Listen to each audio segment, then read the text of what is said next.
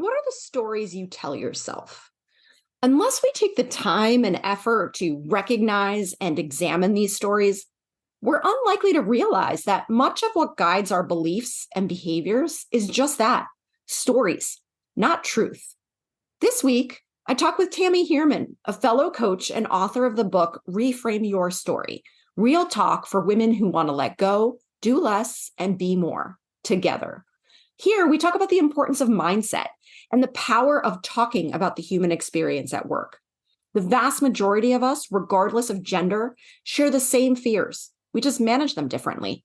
When we understand that, it can help us to boost our own confidence and make more empowered choices about how we show up.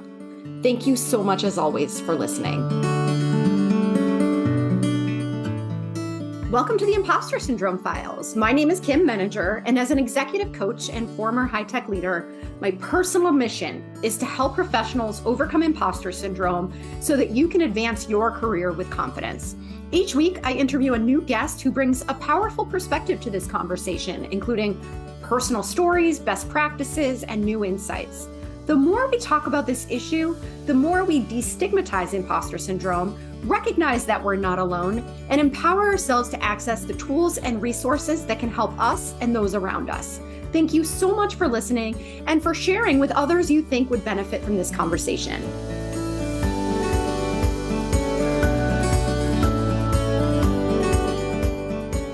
Welcome, Tammy. I could not be more excited for this conversation. I've been looking forward to it since you and I first connected, and I would love to start by inviting you to introduce yourself. Sure. Thanks, Kim. I'm excited for today, too. Tammy Heerman. I am on a mission to have the world replace the age-old stereotype of think manager, think male with think leadership, think female. And so I'm lucky enough to spend my days working with and for women, the advancement of women in the workplace and kind of reshaping their opportunities, and also the managers that support them. I think we'll probably get into this, but organizations do not spend enough time really working with the managers that need to support women and, of course, all minority groups. But that's me. I spend my time keynotes, workshops, coaching, and loving every minute of it. And I love the think leadership, think female. And I would love to hear more about how you got here. What's your own story of like what led you down this path? Yeah, absolutely. I kind of was a bit of a job hunter. So by way of background, I come with a business degree and I really specialized my graduate studies kind of in human resources and change management. But then I kind of hopped around from sector to sector and job to job. And what I realized is a person who became my boss and is now a dear friend said to me, wow, no organization could keep you really interested long enough, could they? And that's kind of one of the moments where I went, yeah, I really love learning. And I love helping other people kind of, embrace kind of learning and change. And so that's kind of how I got into the world of training and development, leadership development. And then one day, I was leading the practice at a global human capital consulting firm for leadership development. And my CEO at the time came to me and said, Tammy, my buddy, has this daughter and she just bought this organization that does, motivational luncheons for women, but she really wants to help, move the numbers and they need a leadership development partner. So make it work. And he just left my desk. And so I was stuck with this project to make it work of something that didn't fit at all into our business model. This was a kind of a bums in seat, business of training for women. We didn't do that work. We did high-end consulting and here I was. And so I was kind of having the, oh, great kind of moment. But then as I worked with the women, as I started into the research, as I lived the same journey as I was hearing from all the other women, trying to get promoted with a toddler clinging to your leg and juggling work and home and everything, crying in the bathroom on occasion. It really became a passion for me because I thought it can't be like this anymore and we can't feel so alone. And so that's really what started my work, my dedicated work in working for the advancement of women. And just everything you said is so familiar. And I wonder, it's interesting. I started my career in the high tech industry in the late 90s. I left when my older son was born, decided to take a change in direction into entrepreneurship. And I wonder, do you feel like we're making progress? Like how would you assess today's environment, right? I know it's a big question, but I'm just curious because there are times when I feel like doing this work is so inspiring, and other times when I just want to curl up in the fetal position and be like, oh, this is so hard. Yes. Yes, and yes. So do I feel like we're making progress? So the numbers would say no, right? If you look at any of the metrics, certainly you and I would account for North America, but anywhere kind of in the Western world, and actually anywhere, the numbers would say no. We're not. We slide up, we slide down. We're still only about, let's say, 20 to 30% for most of the world. So the numbers would say no. But I think what has changed is our willingness to have open dialogue around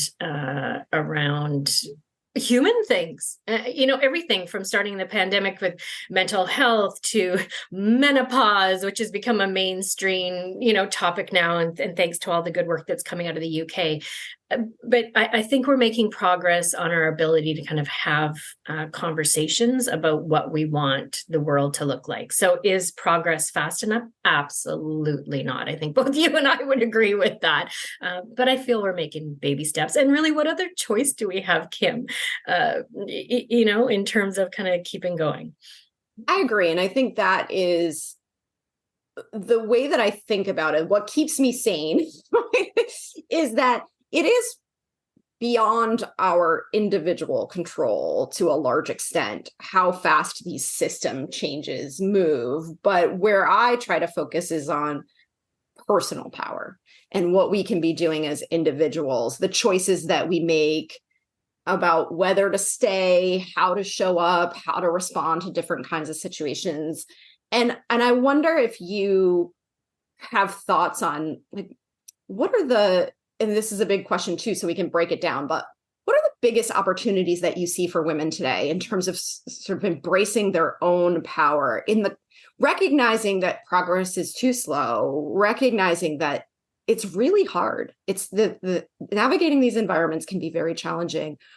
What kinds of things do you generally advise people to do or think about to feel more personally in control of their own situations? Absolutely. So in your question, I think you hit on a couple of critical things that I resonate with, and why it keeps me in this work too, is when I can work with individuals or small groups and they can feel that shift in control, that they feel that they have some control and choice. And so right now I'm actually working with 8 women right now who are working one of the big 4 consulting firms, and they're up for either partner or managing director. And the biggest shifts I see in working with them is reframing their mindset around things like, I have to wait to be told to speak up. I don't know as much as the other people in the room. I'm not in that positional power yet. So what right do I have? And then on the other hand, everyone's saying, their leaders and managers are saying, well, we're just waiting for her to step up. And so there's this disconnect between waiting for permission and waiting to speak up. And I experienced that myself too. I remember with an old boss, well, I was just waiting for you to do this. And so when I talk to them about reframing their mindset, it's about understanding, what are you waiting for? And you have so much expertise and wisdom and information and all of that to offer right now. And so where I derive my pleasure, and I think where we can make the biggest movement personally, is the one woman said to me, I realized as I started to pay attention that they don't really know the answer either. They're just leading the conversation. They're just she's looking at these partners going, they actually don't know as much as I thought they did. And it was such a big aha for her to realize that. But until she started looking for it and how to kind of navigate situations where we're facilitating a conversation versus expected to know the answer, that was a huge shift for many of them, actually. I love that. I've heard similar comments from people that I've worked with as well about, wow, they're not as smart as I thought they were, right? But when they get out of their own head and start paying attention to what's actually being said, it's like, oh, there is such a thing as a stupid question. But one of the things that I think about a lot is how much of this is rooted in socialization of girls, right? Of being obedient, following the rules, really kind of understanding your place. That whole theme of waiting to be invited into the conversation instead of just taking that initiative, I think traces back so far into our early childhood and just implicit and explicit messages that we got from our parents, from society at large. And so it seems simple to say, just speak up, right? Just do it. But on the other hand, there's this strong force that says, this is just not the right thing for me, that I'm going to be punished in some way for doing it. I'd love your thoughts on the mindset piece, because I think this is so important, is how do we tell ourselves a different story? Yeah. So what I love but what you said about the socialization piece is that I've been using that understanding as a relief for people, saying, okay. And so I'll continue with the example. I remember the women asking a male senior partner in the room, he's about to retire. And so, they were soaking up his wisdom. And they said, well, can you tell us about a time, when you were afraid? And he looked at them, he said, every single day, I'm afraid that I'm not going to bring the money in to feed the partnership, that I'm not. And their faces they didn't expect that from an old gray haired male, almost upon retirement partner. And so what I talk to women about is this socialization piece. Everyone, nearly everyone feels fear. Nearly everyone has this imposter syndrome.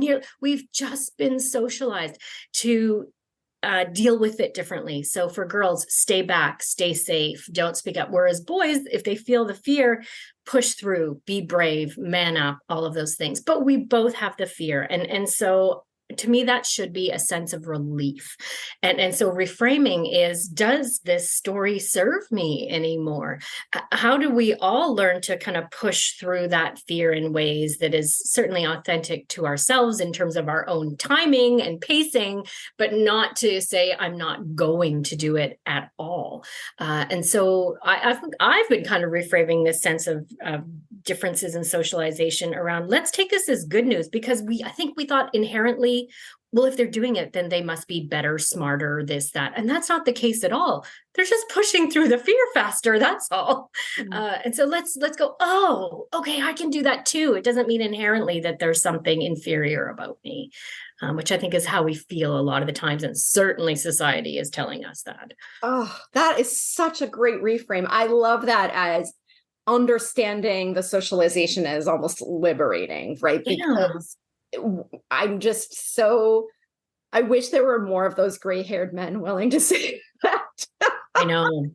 Because I think that goes back to what you were talking about with the dialogue about human things, right? Because I do think one of the challenges is that we often sit in these rooms and everyone's putting on a brave face, and we can't see what's actually going on behind the scenes. So we're making these assumptions that everyone else is so much smarter and more confident, and everyone else has it all figured out, and there must be something wrong with me.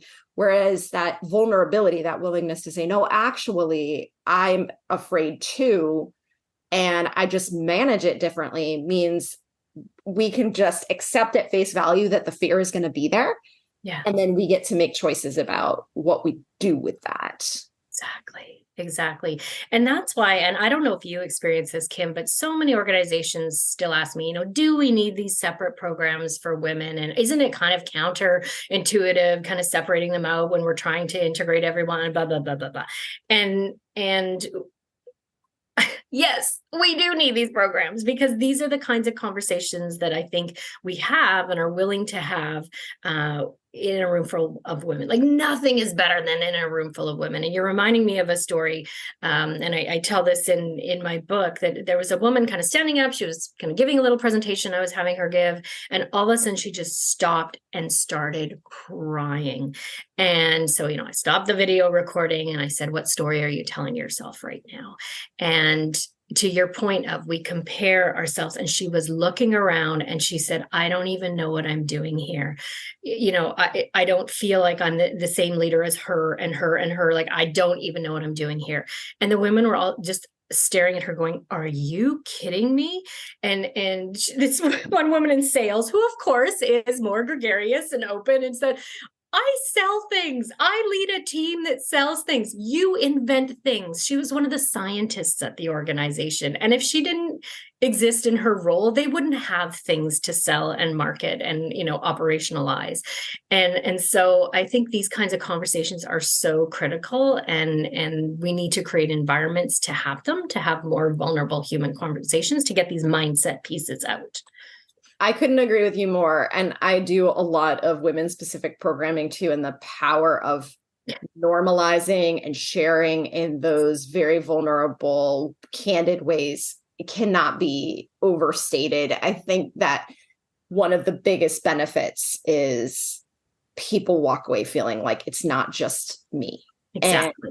And they get to see it. And it's just so interesting to create space for someone to say, you, like, I look at you as the person, right? And then we all realize, like, I often joke that part of managing our self-doubt and imposter syndrome is revealing the absurdity of our thinking. And that, I think, ties back to the stories we tell ourselves, right? Because they're so deeply ingrained in us. We accept them at face value. We don't really take them out and examine them. It's just kind of our operating system. And then once we start saying it out loud, we think like, wait a second, that kind of sounds ridiculous when I say it, right? And when we get to have a conversation with somebody else, it updates. It gives us a chance to think about it from a new perspective. Absolutely. Well, and you kind of asked me about mindset earlier, and this is where I think the training and development, learning development world, leadership development world has failed, is that we all go into these workshops or these experiences and we're taught skills and we check the box and we go home. And what I mean by that, and I've been in these workshops too.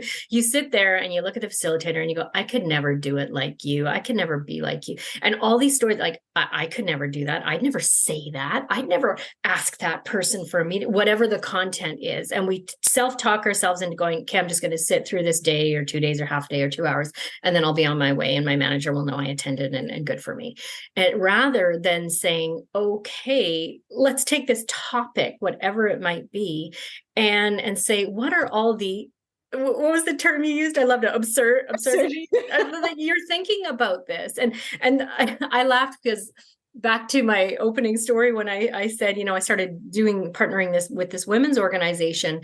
Well, I taught a workshop on networking, and I'm one of the most introverted people that you can meet. And I started off by saying, hi, I'm Tammy, and I hate networking. And they all just stared at me in panic, thinking, oh my God, I just paid for this workshop. And I said, if you didn't feel the same way, I suspect you wouldn't be here. So I'm going to talk to you. I said, you'd hate if I was someone up here who said, I love it. It's awesome. Go talk to people, work the room. I said, you'd hate that. I said, so let's talk about all the things you're telling yourself. Let's talk about how people like us who would rather hide in the corner by the buffet table do this. Right. And I think that's where we need to take these experiences and first start with, okay, what's your values, beliefs, and mindset telling you as you walk into these situations? That's where the learning has to start. Otherwise, it's a waste of time. Oh, you're so right. I've been talking about that when I talk about my work lately. The way I've been describing it is I think about it through the lens of what makes it hard to be human, right? And I say almost exactly what you just said, which is there's so many trainings that are focused on skill building, but I think about it from the lens of, yeah, I know what I'm technically supposed to do, but what do I do when I know that, but I still I feel like an imposter. I get really anxious. I don't feel psychologically safe enough to do it. Let's get to the real heart of what's going on. We all know how to learn. We wouldn't be in the workplace if that weren't true. We all have intelligence. This is not about intelligence. This is about mindset. This is about how we see ourselves in relationship to those around us. Oh, Kim, you and I need to do a project together. It would be so fun. I know. You've got my wheels turning. This is such a great conversation. I gotta ask you this because I think this is important too. Where do men fit into this discussion? Well, everywhere, right? So I started off by saying, and work with the organizations and the managers who support them. And if we're being honest, if we're working in most organizations, when we talk to kind of the management and leadership, it tends to be very heavily male dominated. And so I think the days of, putting people through unconscious bias workshops and all that, like it's not working. And so some of the organizations that I've seen do this the best don't even broadcast that they're doing things necessarily in the diversity and inclusion realm. They just bake it into everything they do as a leadership expectation. So for example, if they're doing a hiring workshop, then they just kind of reforecast that and they don't go, and now we're going to talk about the diversity. No, like everything is baked right in terms of this is how we do things. So we really need to kind of recalibrate what leadership expectations are and not make big fanfare of it. Just this is the way it is. And I think for men, so one of the most seminal experiences I had is this was a big pharmaceutical company. And again, it was probably about the top 100 leaders. The vast majority were men. And when I kind of shared with them some of the research, and so let's go back to networking as an example, and I said that, women and men, certainly research shows build networks differently. For women, it's more psychosocial support. For men, it's more, this and that. And I said, I had some compelling research that talked about women don't like to leverage their networks. That in fact, phoning up someone and saying, hey, can you introduce me to them? Or can you do me a solid or whatever it is abhorrent. There was actually a German executive study that used the word unmorlich. So it's immoral to do that. Well, is it? No, it's not immoral. Of course it's not. But this is kind of how we're thinking about it. And the CEO was just flabbergasted. And he stood up and he said, my commitment today to this leadership team is to bring you all into my networks. He said, it never even dawned on me that the people in this room aren't doing the same things that I'm doing. It never dawned on me that you wouldn't just ask to come to a meeting or pick up the phone and ask to be or this or that or whatever it may be. He said, I had no idea. And see, so I will actively open and bring you to these things. So I think part of it is about how do we just talk about what some of the research has shown about how we approach these things differently, why we do, how we've been socialized differently, and what impact it's having. And sure, a lot of some people will say, no, I don't believe that, whatever, this is crap. But I think the majority want to help. So many senior men have said to me, Tammy, just tell me what to do. Like, just tell me how to help once they understand what the implications are. I hear the same thing. I completely agree. And I think that is the missing piece is how do we create space that still protects the sort of sacred nature of these women's groups and programming that we're talking about, but also gives men a window into what our stories are? Because you're absolutely right that it's not just about us. It's if I have a manager who doesn't understand that I'm not speaking up in a meeting, not because I don't have anything to share or, I'm not as engaged as my counterparts. It's because I'm not quite sure what the appropriate protocol is.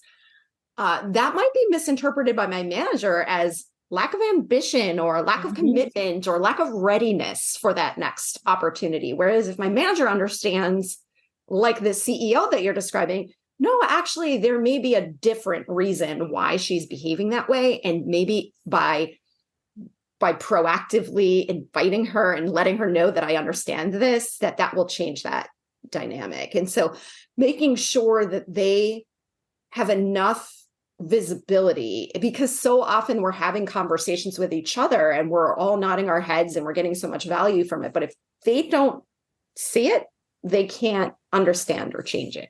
Absolutely. Absolutely. And you kind of asked earlier about kind of how we begin to change our mindset. So of course there's that's a big question, but one of the things that I've been having the women experiment a lot with, and I use it myself, is, first kind of setting your intent for even a conversation. We go into a million conversations and meetings a week. We're constantly, that's the format of our work lives, as conversations. And so what's my intent for that? And so many times we're focused on kind of the content, and we need to be focused on the how. So not just what I want to say, but how I want to be. And I use a lot of mantras, and I don't care what you call them, talk tracks, slogans, whatever resonates with the person. But just that extra little oomph of saying, I belong here. I know stuff, you're not going to throw me, whatever it is, whatever you need for that situation, to keep that in our mind, and then focus on how we want to be, not just what and the content, because we're so focused on trying to sound smart or say the right thing. And really we need to just buoy our power to be there as an equal. I feel like you're my brain twin. I love this because you're absolutely right. And I think this goes back to some of the socialization, because I think women are really great students for the most part, right? Just really good at, okay, I know that the topic of this meeting is going to be X, so I'm going to cram as if I'm preparing for an exam. I'm going to just study so that I know all the, I'm not going to be blindsided by a question I can't answer, even though that's not realistic, right? That's where the focus lies, as opposed to, as you're saying, what's my intention for this meeting?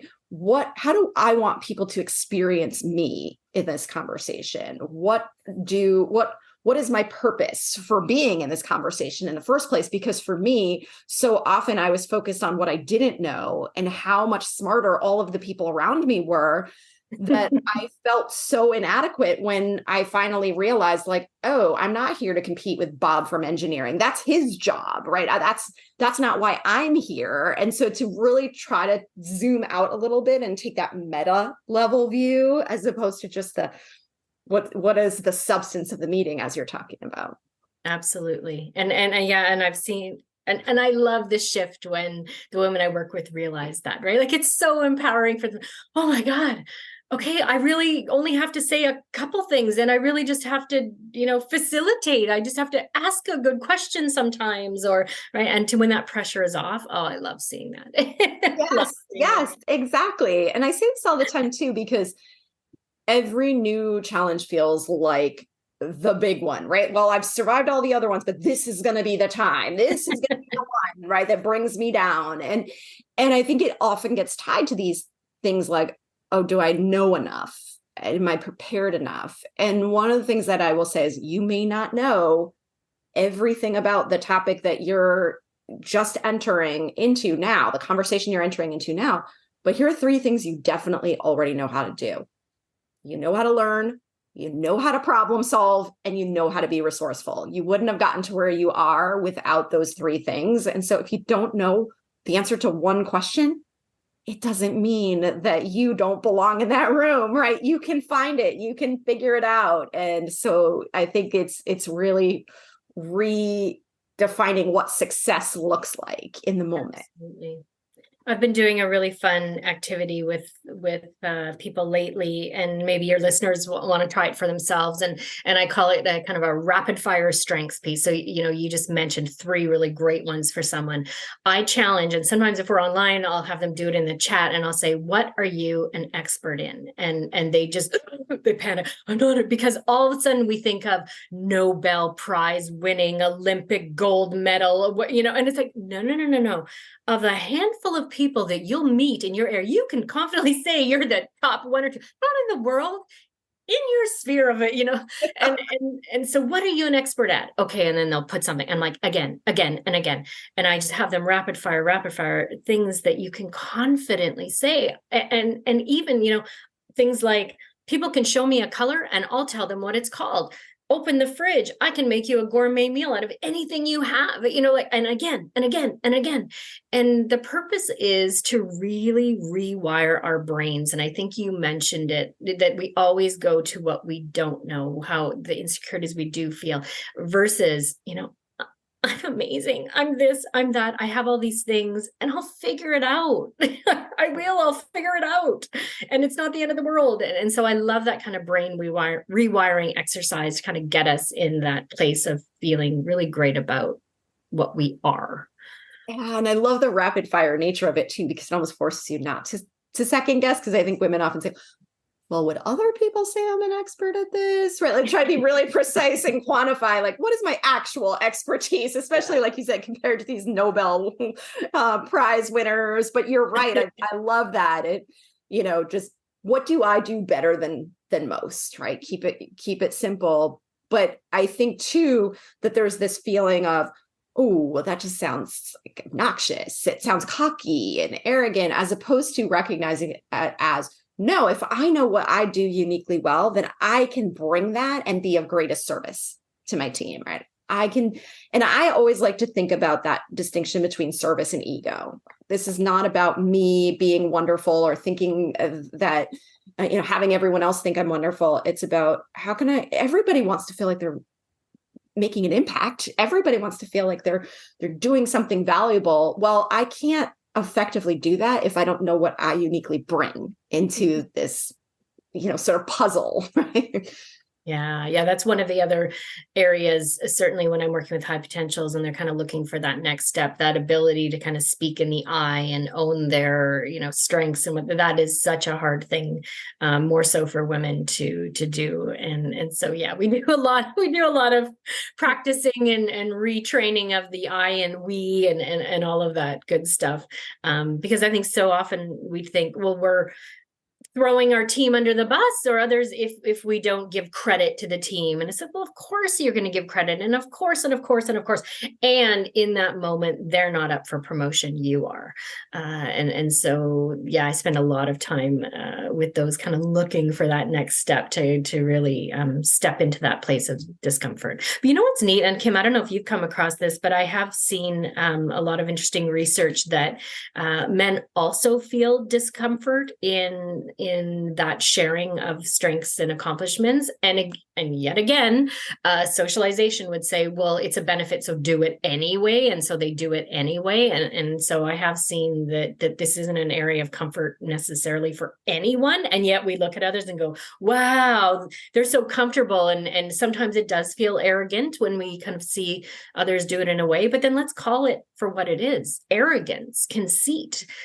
There's a difference in the small people who are doing that versus confidently owning your capabilities. So I think there's a lot to kind of rethink there as well. I love that. I think that's really important for us to know, because one of the things that I often say too is that we confuse confidence with strength and arrogance, and that when you see people show up in this way of just sort of obnoxiously tooting their own horn or bragging, whatever you want to call it, that's not confidence, right? True confidence is quiet. If you know what you're good at, you're humble enough to recognize where your strengths lie and where they don't.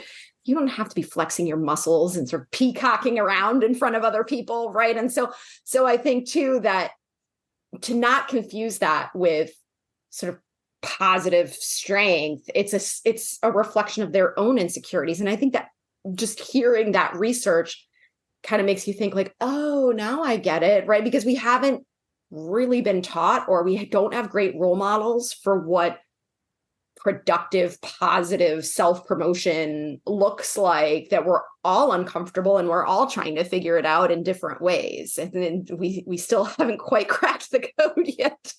I actually wrote a really neat article on that, and people can find it on LinkedIn. After speaking with a colleague of mine who's a great kind of former executive and coach, and he was talking to me about humility. And when I looked it up, humility is actually rooted in self-confidence, and yet somehow we've turned it into a word, be humble, to combat arrogance and conceit. And it actually, the root of the word is not that at all. And so I forget what I wrote, but I put something like arrogance has shamed humility. And really, humility is it's not a thing that needs to rectify arrogance. It's a thing we need to bolster our own confidence. And even understanding that, I was like, wow, that's really interesting, how we've taken this word and kind of shaped it for the very few who need to be humbled. And of course, we know those that have that bravado actually are at their root likely, self-deprecating. They're not as confident as they should be, so they're putting on that bravado. But yeah, it's a really interesting piece that I got from my colleague, and kind of decided to write about. Oh God, I can't wait to check that out, because I think the common theme that runs through everything that we're talking about is just that don't accept what you see at face value, because there's so much more complexity to it, and that we're all struggling. Each and every one of us, we have our own set of fears and insecurities. Many of them overlap. Many of them are rooted in our own personal journeys and experiences. We see the world through our own filters. But the more we understand that we're all doing this, right, the less it feels like a me problem and more of a human thing that we just have to, we have to manage. Yeah. It doesn't make us inferior or deficient in some way. Well, you know what else has helped though? Who's figured this out? Athletes, professional performers, like they know their head game, the stories they tell themselves, all of that, their mindset is probably even more important than their physical game or performance. And that's what's led to performance coaches and, sports psychologists and all that.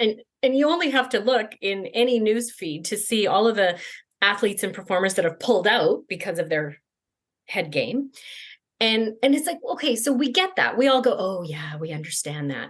Why do we not think it works for us in our office cubicles and our basement offices? And like, of course, the same concepts apply. And so for me, again, that was a big relief to say, okay, the tennis pros and the pop stars and everything pulling out that shit, and the gymnasts, and that should make us go, oh, okay. It's okay for all of us to examine our mindsets and our stories and their pressures and all of these things.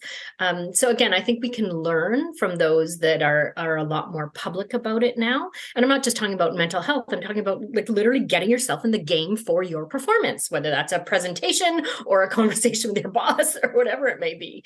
Yes. And so I think that's kind of been a cool thing that's come out of these last few years as well. I couldn't agree with you more. And I think that you're right to just expand the way we see those stories, and not as sort of these isolated incidents in this other sphere, but a sort of a universal message about humanity and how can we think about that in terms of our own experience. Yeah. Oh my gosh, Tammy, I could seriously talk to you all day, and we will definitely continue our conversation offline, I'm sure. But in the meantime, where can people find you if they want to learn more about you, see your work? You wrote a book too. I did, and it's called Reframe Your Story. It's real talk for women who want to let go, do less, and be more together. And so you hear me use the word reframe a lot, because that's a lot of what I work with, but that's available on Amazon and all major bookstores. You can find me at tammyheerman.com. That's 2 E's, 2 N's, or on LinkedIn or Instagram. So yeah, I'd love to connect with people. Wonderful. Thank you so much. This has been such an inspiring conversation. I'm so grateful to have you here. Well, me as well. Thanks so much, Kim.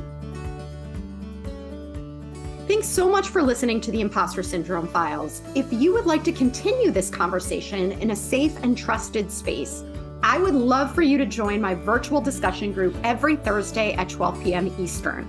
For the past several years, the group has been limited to women, but it is now open, regardless of gender, to anyone who is interested in exploring and troubleshooting common workplace challenges, building better awareness of ourselves and others, and becoming more inclusive allies at work. Check out the show notes for more info on how to find us, and please join us next week for another episode of the Impostor Syndrome Files.